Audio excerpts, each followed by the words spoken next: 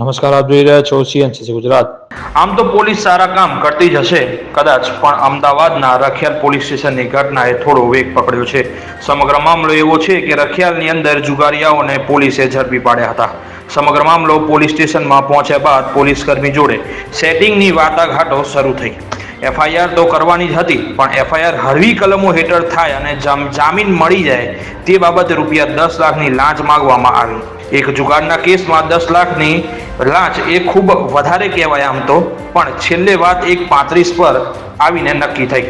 વાત જે પ્રમાણે નક્કી થઈ તેમ જામીન મંજૂર થઈ ગયા। પછી ગઈકાલે જ્યારે પૈસા આપવા માટે પોલીસ સ્ટેશન જાય છે ત્યારે એસીબીની ટીમ ત્યાં પહોંચીને D staff ASI Ayub Shah દિવાનને ઝડપી પાડે છે। સાથે સર્વેલન્સ કોન્સ્ટેબલને જાણ થતાં તે ત્યાંથી નાસી છૂટે છે। આમાં ખાલી નીચલા સ્તરના અધિકારીની જ સંડોવણી હશે કે પછી ઉપલી કર્મચારીની પણ તે એસીબીની તપાસ બાદ જરૂરથી બહાર આવી શકે છે। Bureau chief, CNCC Gujarat, Patan.